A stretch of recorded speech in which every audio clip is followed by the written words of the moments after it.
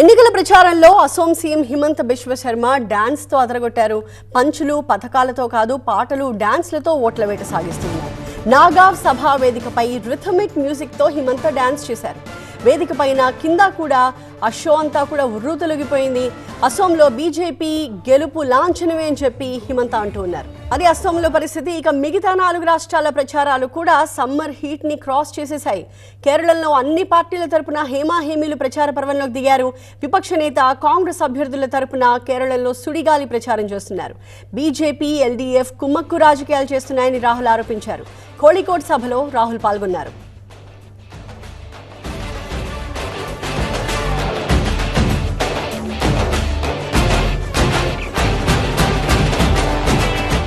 మరోవైపు కేరళం బీజేపీ ఎన్నికల మేనిఫెస్టోను విడుదల చేశారు. బీజేపీ అధ్యక్షుడు నితిన్ నవీన్ రాష్ట్రంలో ప్రతి ఒక్కరికి బీమా సౌకర్యం కల్పిస్తామని హామీ ఇచ్చారు.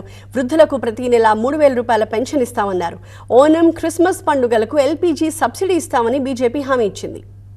ఇక తమిళనాడు సీఎం స్టాలిన్ వాహనాన్ని ఫ్లయింగ్ స్క్వాడ్ తనిఖీ చేసింది. తంజావూరు జిల్లాలోని సాలియమంగళం ప్రాంతాల్లో చెకింగ్స్ నిర్వహిస్తున్న టైంలో ఎన్నికల ప్రచారం కోసం తిరువారూరు వెళ్తూ ఉన్నారు ముఖ్యమంత్రి స్టాలిన్. అయితే ఉద్దేశపూర్వకంగానే సీఎం వాహనాన్ని తనిఖీ చేశారు అని డీఎంకే నేతలు ఆరోపిస్తున్నారు. ఇవాళ తిరువారూరులో ప్రచారానికి భారీ ఏర్పాట్లు చేశారు ఆ పార్టీ నేతలు. సౌత్ కార్ స్ట్రీట్లో సీఎం స్టాలిన్ బహిరంగ సభ ఉంటుంది. 3 రోజుల్లో 32 నియోజకవర్గాల్లో స్టాలిన్ ప్రచారం చేసేలాగా షెడ్యూల్ని ఫిక్స్ చేసుకున్నారు. మరొకవైపు టీవీకే చీఫ్ విజయ్ ఏప్రిల్ 2న తిరుచి ఈస్ట్ నుంచి నామినేషన్ దాఖలు చేస్తారు. ఇప్పటికే పెరంబూర్ నుంచి విజయ్ నామినేషన్ వేశారు. అయితే నామినేషన్ సందర్భంగా గట్టి భద్రతా చర్యలు చేపట్టాలని టీవీకే నేతలు కోరారు. కొలతూరులో రోడ్ షో సందర్భంగా విజయ్పై ఎన్నికల కోడ్ ఉల్లంఘన కేసు నమోదు చేయడంపై టీవీకే పార్టీ మండిపడుతోంది.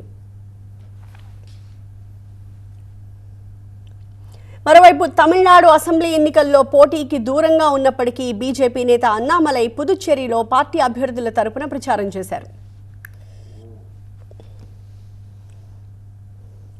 మా ప్రతినిధి గోపితో మాట్లాడదాం. గోపి, 5 రాష్ట్రాల్లో కూడా అధికార పార్టీకి ఎలాంటి వేవ్స్ కనిపిస్తున్నాయి? పాజిటివ్ వైబ్స్ ఉన్నాయా? ఏమన్నా నెగటివ్ షేడ్స్ కూడా కనిపిస్తున్నాయా? Yes, high voltage election campaign అయితే కొనసాగుతోంది.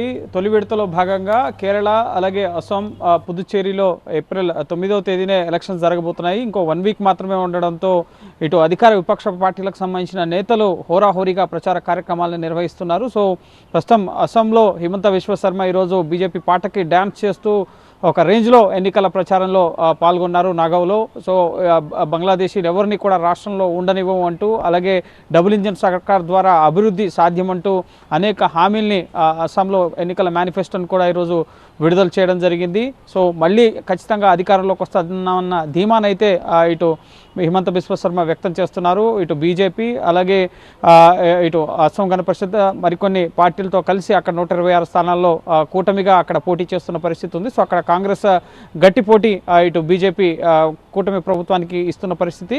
సో నెక్స్ట్ ఇక పుదుచ్చేరి అలాగే కేరళలో కూడా హోరాహోరీగా ప్రచార కార్యక్రమాలు సాగుతున్నాయి. పుదుచ్చేరిలో కూడా ఎన్డీఏ ప్రభుత్వం అధికారంలో ఉంది ఇప్పుడు. సో నెక్స్ట్ అక్కడ కూడా ప్రభుత్వాన్ని రిటైన్ చేస్తామన్న ధీమాన్ని వ్యక్తం చేస్తున్నారు.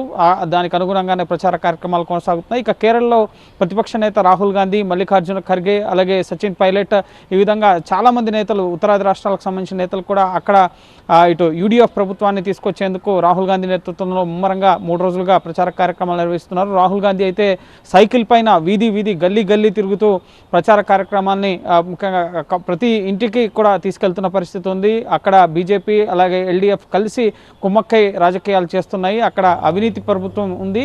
సో ఖచ్చితంగా ఈసారి మార్పు వస్తుంది. ఇప్పటి వరకు కేరళలో ఎప్పుడు వరుసగా 2 సార్లు ఒకే కుటుంబకు సంబంధించిన ప్రభుత్వం రాలేదు. కానీ లాస్ట్ 2 టర్మ్స్ కూడా ఎల్డీఎఫ్ ప్రభుత్వం అధికారంలోకి రావడంతో ఇప్పుడు ఖచ్చితంగా యూడీఎఫ్ ప్రభుత్వం అధికారంలోకి వస్తుందన్న ధీమాను అక్కడ వ్యక్తం చేస్తున్నారు. ఇక తమిళనాడులో కూడా హోరాహోరీగా ఎన్నికల ప్రచారాలు సాగుతున్న పరిస్థితి ఉంది. ఇటు స్టాలిన్ అలాగే టీవీకే చీఫ్ విజయ్, ఇటు కూటమి ముఖ్యంగా అన్నాడీఎంకే బీజేపీ నేతలకు సంబంధించి కూడా ముమ్మర ప్రచార కార్యక్రమాలు నిర్వహిస్తున్నారు. అనేక హామీలను ఇస్తున్నారు. ఈ 5 రాష్ట్రాల్లో కూడా ఉచితాలు అలాగే గ్యారంటీలు ఈ విధంగా ప్రజల్ని తమ వైపు తిప్పుకునేందుకు, ఎందుకంటే ప్రాంతీయ పార్టీలకు సంబంధించి ఇది ఒక పెద్ద పరీక్ష. జాతీయ పార్టీలుగా ముఖ్యంగా బీజేపీ, కాంగ్రెస్ కన్నా ప్రాంతీయ పార్టీల అధికారంలో ఉన్న రాష్ట్రాలు ఎక్కువగా ఉన్నాయి కాబట్టి సో ఖచ్చితంగా గెలుపుపై ప్రధాన అధికార ప్రతిపక్షాలన్నీ కూడా దృష్టి సారించాయి. సో చూడాలి ఏప్రిల్ 9న 3 రాష్ట్రాల్లో, అలాగే ఏప్రిల్ 23, 29 తేదీల్లో ఇటు 2 ఫేజుల్లో బెంగాల్, తమిళనాడులో ఎలక్షన్లు జరిగిపోతున్నాయి. అలాగే మే 4న ఫలితాలు వెలువడ కాబోతున్నాయి.